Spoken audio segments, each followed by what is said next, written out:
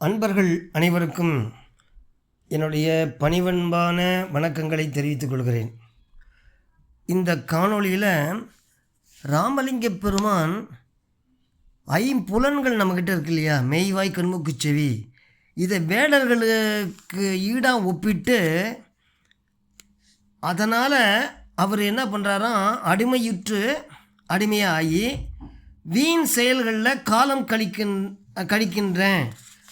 அதை அவர் இறைவன்கிட்ட முறையிட்டு ஒரு மனு கொடுக்குறார், விண்ணப்பம் கொடுக்குறார்.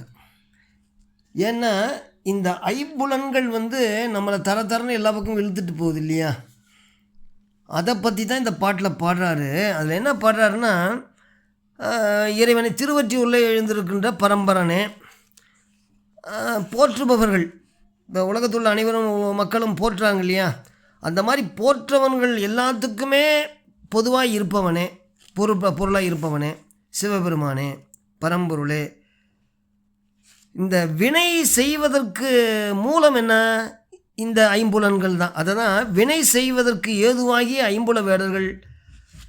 அவங்க என்னுள்ள ஜெயிச்சிடுறாங்க.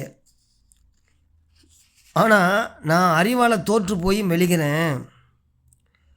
என்னுடைய காலங்கள்லாம் நிமிஷத்துக்கு நிமிஷம் வீணாக போய்கிட்டே இருக்குது. ஐயனே, சிறுமையிலும் சிறுமியாகிய நான் இருக்கிறதுனால நான் என்ன செய்யணுங்கிறன்னு எனக்கு ஒன்றுமே தெரியலை. நான் சொல்லுவதை கேட்டருள்கின்ற ஆயினும் கேட்டும் இரக்கமில்லாதது போல என்கிட்டேருந்து விலகி நிற்கிற, இது கூடாது அப்படின்னு சொல்கிறார். ஐம்புலன்கள் நம்மளை என்னெல்லாம் பண்ணுதுங்கிறது தான் உண்மையிலேயே. இப்போ ஐம்புலன்கள் மெய்வாய் கண்மூக்கு செவி. இந்த மெய்யினால் உடம்புனால் சுகம் தேடுறோம், கண்ணுனால் டிவி பார்க்குறோம், காதனால் பாட்டுகள் கேட்குறோம், மூக்குனால் அந்த மனங்கள்லாம் அதில் போய் விழுந்துடுறோம், செவியினால் கேட்குறோம் இல்லையா, கண் காது மூக்கு செவி, இதனால் என்னென்னலாம் பண்ணுறோம். ஒரு டிவியே எடுத்துக்கோங்களேன், கண்ணில் பார்க்குறோம், காதில் கேட்குறோம், எல்லாம் பண்ணுறோமா இல்லையா. அதுதான் அது அந்த மாதிரி போகக்கூடாதுன்னு ஞானிகள் சொல்கிறாங்க. அதை ராமலிங்க சுவாமி இன்னொரு பாட்டில் என்ன சொல்கிறாருன்னா, இது எப்படி நான் இந்த 5 பயல்களையும் சேர்த்து நான் வெல்லுவது, என்கிட்ட படையே இல்லையே, படைப்பொருட்களே இல்லை, எப்படி வெல்வது அப்படின்னு சொல்லி பாடுவார். அது பார்த்திங்கன்னா, கடும் புல வேடர்கள் ஓர் ஐவர், கடும் புல வேடர்கள்ங்கிறார், வேடர்கள் வேட்டுவர்கள், கடும் புல வேடர்கள் ஓர் ஐவர், இந்திரிய கல்வர் ஐவர். இந்திரிய கல்வர் ஐவர்னா என்னது, புலன்கள். அது புலன்கள், இது பொறிகள். கண்ணு காது மூக்கு அதெல்லாம் இருக்கு இல்லையா, அதுக்கு பொறிகள் புலன்கள் இருக்கு இல்லையா, அதுக்கு 2 சொல்லிட்டாரு. கடும்புல வேடர்கள் ஓர் ஐவர், இந்திரிய கல்வர் ஐவர், கொடுங்கரண துட்டர் நால்வர்ங்கிறார். கொடுங்கரணம் அந்த கரணம்னு சொல்கிறார் இல்லையா, துஷ்ட பசங்க 4 பேர் இருக்காங்க. கொடுங்கரண துட்டர் நால்வர், மெய் இது மனம் சித்தம் புத்தி அகங்காரம். ஆச்சா, வன்மல கோலர் ஐவர், மலம் கோலர் ஐவர்னா, மலம்னா எத்தனை மலம் இருக்குது, 5 மலம் இருக்குன்னு சொல்கிறாரு. ஆணவம் கண்மம் மாயை மாயையும் திரோபமும் என்கின்ற திரோதாயி. அப்போ கடும்புல வேடர்கள் ஓர் ஐவர், இந்திரிய கல்வர் ஐவர், கொடுங்கரண துட்டர் நால்வர், வன்மல கோலர் ஐவர். இவங்கெல்லாம் அடும்படை கோடி கொன்று உட்டாமற்றே ஏழையேன் யான் ஒருவன், இடும்படை யாதுமிலேன் வெல்வது எங்கன் இறைவனே. நான் எப்படி வெல்வது சொல்லு அப்படின்னு சொல்கிறாரு. அப்போ இந்த ஐம்புலன்கள் எப்படின்னா என்ன சொல்கிறாங்க, ஐம்புலன்கள் ரொம்ப அதுலேருந்து விடுபடுறது ரொம்ப கஷ்டம் இல்லையா. அதை தான் அவர் என்ன சொல்கிறாருன்னா, திருமந்திரத்தில் என்ன சொல்கிறாங்கன்னா, அஞ்சுல சிங்கம் அடவியில் வாழ்வன, அஞ்சும் போய் மேய்ந்துதம் அஞ்சு அகமே புகின், அஞ்சும் உயிரும் எயிரும் அறுத்திட்டால் எஞ்சாதி இறைவனை எய்தலும் ஆமே அப்படின்னு திருமந்திரத்தில் சொல்கிறாங்க. என்னன்னா அர்த்தம், நம் உடலாகிய காட்டில் ஐம்புலன்கள் என்கின்ற 5 சிங்கங்கள் இருக்குது. அவள் வெளியே சென்று தங்களுக்கு பிடிச்ச வச்ச மேய்ஞ்சிட்டு மீண்டும் உடலுக்குள்ளே வந்துடுது.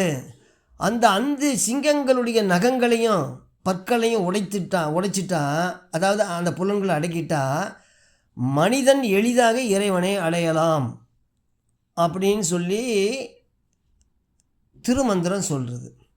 அப்போ இந்த அப்பர் பெருமான் இருக்கார் இல்லையா, நம்ம சமயக்குறவர்களில் ஒருத்தர் அப்பர் பெருமான், அவர் என்ன சொல்கிறாருன்னா, மையரி மதத்த ஒன்கண் மாதரார் வலையில் பட்டு கையறி சூளம் எந்தும் கடவுளை நினைய மாட்டேன், ஐ நெறிந்து அகமற்றே அடக்கும்போது ஆவியார் தாம் செய்வதொன்றறிய மாட்டேன் திருப்புகழூர் ஊறினாரே அப்படிங்கிறாரு.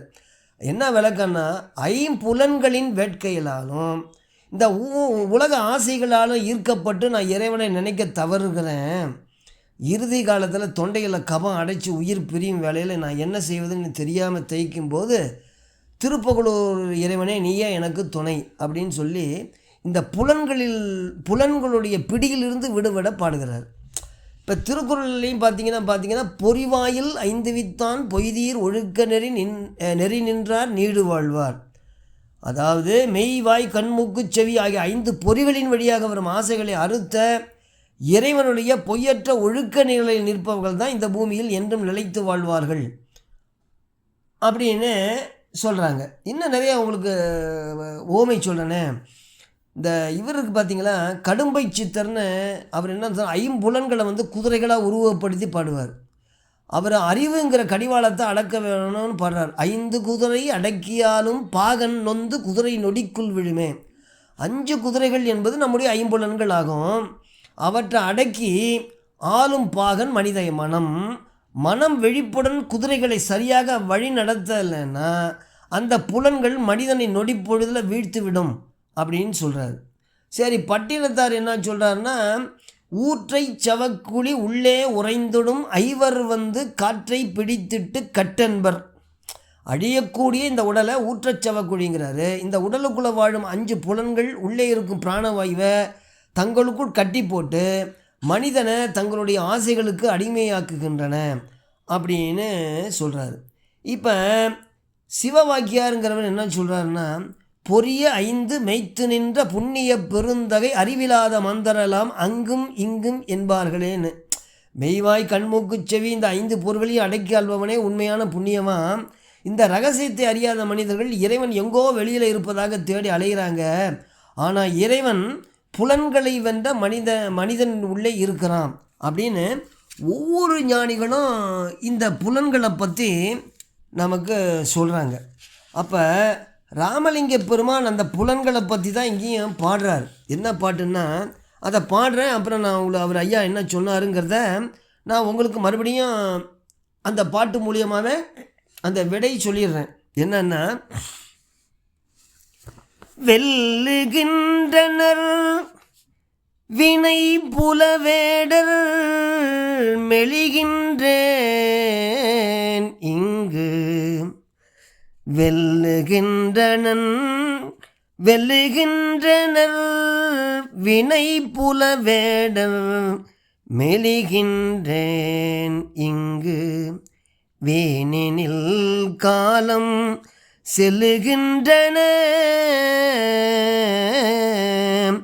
வீணினில் காலம் செல்லுகின்றன, ஐயவோ சிவனே செய்வது என்னை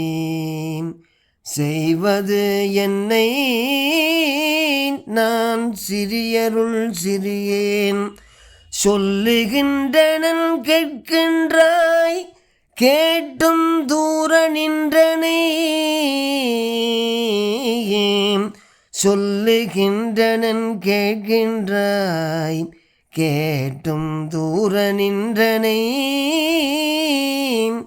ஈரமில்லார் போல புழுகின்ற சீவொற்றி அம்பரனே போற்றும் யாவர்க்கும் பொதுவில் நின்றவனே அப்படின்னு பாடுறார். என்னன்னா, பொருந்தி, அதாவது புகழுடைய திருவொற்றியூரில் எழுந்திருக்கின்ற பரம்பரனே. பரம்னா மேலானவன் அர்த்தம், அதுக்கும் மேலானவன் பரம்பரனே. போற்றுவார் அனைவருக்கும் நடுவே பொது பொருளாக இருப்பவனே. உலகத்தில் உள்ள அத்தனை மக்களுக்கும் அவன் பொதுவாக இருந்து போற்றவங்களுடைய இதெல்லாம் ஏற்றுக்கிறான் இல்லையா. அதான் போற்றுவார் அனைவருக்கும் நடுவே பொது பொருளாக இருப்பவனே. பரம்பொருளே, வினை செய்வதற்கு ஏதுவாகிய ஐம்புல வேடர்கள். இந்த வினை எப்படி வருது? கண் மூலியமாக, காது மூலியமாக, வாய் மூலியமாக, இந்த உடல் மூலியமாக, மெய்வாய் கண்மூக்கு. அதுதான் வினை செய்வதற்கு ஏதுன்னா இந்த ஐம்புல வேடர்கள், மெய்வாய் கண்மூக்கு செவி. அதை தான் வினை செய்வதற்கு ஏதுவாகிய ஐம்புல வேடர்கள் என்னுள் வெற்றி வெற்றி வெற்றி கொள்கின்றமையால். அவங்க ஜெயிச்சிட்றாங்கல்ல, நம்ம தானே அது போகிற பக்கலே போயிடுறோம், தோற்று போயிடுறோம். அவங்க அந்த ஐம்புல வேடர்கள் வெற்றி கொள்கின்றமையினால் நான் அறிவினால் மெழுகின்றேன். காலக்கூறுகள் கணந்தோறும் செகண்ட்ஸ் அந்த கணந்தோறும் வீணாக கழிகிறது. ஐயனே, சிறுமையுற்றோருள்ள மிக சிறியவனா செய்யத்தக்கது யாது என எனக்கு தெரியாது.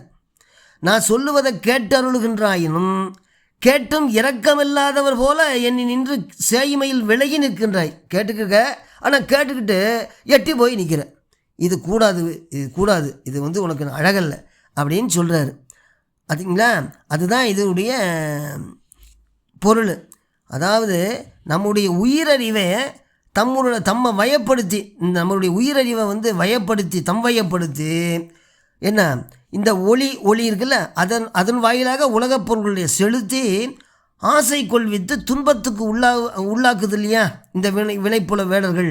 அதை தான் அவர் அந்த மாதிரி பாடுறார். இந்த மாதிரி பண்ணுது, அதனால் காலம் வீணாக போய்கிட்டே இருக்குது, வீணிற்காலம் செல்லுகின்றன அப்படின்னு சொல்கிறாரு. அப்போ நான் சிறியவுடைய சிறியவன், எனக்கு ஒன்றுமே தெரியாது. அதனால் நீ என்ன பண்ணணுன்னா, நான் சொல்லுவதை கேட்குற, ஆனால் கேட்டுக்கிட்டும் இரக்கமில்லாத போய் தூரம் போய் நின்றுட்டுருக்க, நான் என்ன பண்ணுறது, நீ தானே அருள் பண்ணணும் அப்படின்னு சொல்லி இந்த பாட்டில் பாடி முடிக்கிறாரு.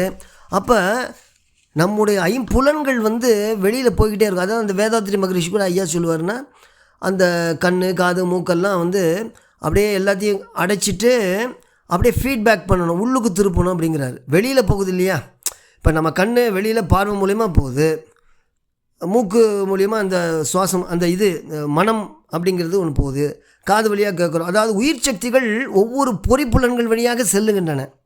அப்போ அந்த பொறிப்புலன்களை அடக்கி எல்லாத்தையும் ஒடுக்கி அந்த புருவ மத்தியில் நிற்கிறோன்னு வச்சுங்களேன், மனதை அடங்கி போயிடும். இந்த ஐம்புலன்களுடன் மேயறதை நிறுத்திக்குவாங்க. அதைத்தான் ராமலிங்க பெருமான் நிறைய பாட்டுலையும் சொல்கிறாரு. அதில் ஒரு பாட்டு இது. அதனால் நம்ம கூடிய வரைக்கும் என்னென்னா மனம்தான் பிரதானம். அதுதான் மனம் போன போக்கில் போக வேண்டாம்ங்கிறார். மனமான ஒரு சிறுவன் மதியான குருவை மதித்தினான் சும்மாயினான், நின்னடிசீர் மகிழ் கல்வி கற்றினான், காம மடுவுடை விழுந்து சுழல்வான், சினமான வெஞ்சுரத்தில் உழல்வன், லோபமாம் சிறுகுகையில் ஊடு புகுவான் அப்படின்லாம் பாடுவார் ஐயா. மனம் அப்புறம் இன்னொரு இடத்துல பார்த்தீங்கன்னா பாடுவார், எழுவதோடு விழுவதும் இறங்குவதும் ஏறுவதும் வீண் எண்ணுவதும் நண்ணுவதும் இப்புவன போகங்கள் யாவினும் சென்றே சுற்றுவதுமாகி சற்றும் அறிவில்லாது சுழல்கின்றது, என் செய்வேன் தூயனின் திருவருளின் அன்றி இவ்வேழைய சுழல் மனம் அடக்க வருமோ அப்படிம்பார். அப்போ இந்த மனம் என்ன பண்ணோம், எதை வச்சுக்கிட்டு இழுத்துக்கிட்டு வருது, அந்த கண்ணு மூலியமாக போகுது, கண்ணு மூலியமாக, காது மூலியமாக. இந்த ஆன்மா இந்த மனதை வைத்து நல்லா கவனிக்கணும். இந்த ஆன்மா என்ன பண்ணுது, மனசை வச்சுக்கிட்டு, இந்த ஏவலாம் வச்சுக்கிட்டு கண்ணு மூலியமாக, காது மூலியமாக, மூக்கு மூலியமாக, எல்லாத்தின் மூலமாலையும் பொறிப்புலன்கள் வழியாக இந்த மனத்தின் மூலமாக அப்படியே அப்சர்வ் பண்ணி ஆன்மா கிட்ட கொடுக்குதா. மனம் ஆன்மா கிட்ட கொடுக்குது. ஆன்மா அது இன்பமாகவோ துன்பமாகவோ நுகருது. புரியுதுங்களா? ஆன்மா என்னது, கஷ்டமாக இருந்துச்சுன்னா கஷ்டமாகுது, துன்பம் வந்துச்சுன்னா துன்பமாகுது, இன்பம் வந்தால் இன்பமாகுது. எது? ஆன்மா அனுபவிக்கிறது ஆன்மா. அப்போ இந்த பசங்க இருக்காங்க இல்லையா, கண்ட பக்கம் மேயறாங்க இல்லையா, அந்த பசங்களை ஒடுக்கி புருவ மத்தியில் நிறுத்தணும். அதுதான் மனம் அடங்கிறது. அதுதான் இந்த பாட்டில் ஐயா வினைப்புல வேடர், வினைப்புல வேடர்களால் நான் மெழுகிறேன். அவன் என்ன வெல்லுகிறான், நான் தோற்று போகிறேன், அவன் வெல்லுகிறான். வெல்லுகின்றனன் வினைப்புல வேடர். அதனால் என்னாச்சு, மெழுகின்றேன் இங்கு. அதனால் மெலிகிறது இல்லாமல் காலமும் வீணாக போகுது. வீணினில் காலம் செல்லுகின்றனன். ஐயோகோ சிவனே, செய்வது என்னை நான் சிறியருள் சிறியன். நான் என்ன செய்யறதுன்னு தெரியல, நான் சின்ன பையனையும் சின்ன பையன். சொல்லுகின்றனன் கேட்கின்றாய், கேட்டும் தூர நின்றனை. நான் சொல்கிறத நீ கேட்குற, ஆனால் கேட்டுக்கிட்டு நெட்டி போய் நிற்கிற. யார் மாதிரி? ஈரம் இல்லாத, நெஞ்சத்தில் கொஞ்சம் கூட இறக்கம் இல்லாதவன் நிற்காம பாருங்க, அந்த மாதிரி ஈரம் இல்லாதவர் போல். புல்லுகின்ற சீர் ஒற்றியம்பரனே, போற்றி அவர்க்கும் பொதுவில் நின்றவனே. புகழ் வாய்ந்த ஒற்றியூரில் இருந்து அருள்பாலிக்கின்ற அம்பரனே, போற்றுவார் எல்லாருக்குமே பொதுவில் நின்று அருள்பாலிப்பவனே அப்படின்னு சொல்லி பாடி முடிக்கிறார். இந்த பாட்டோட இந்த முடிச்சு நிறைவு பண்ணுக்கிறேன். அடுத்த பாட்டு அடுத்த கோணையிலே நான் உங்களுக்கு சொல்கிறேன். வணக்கம்.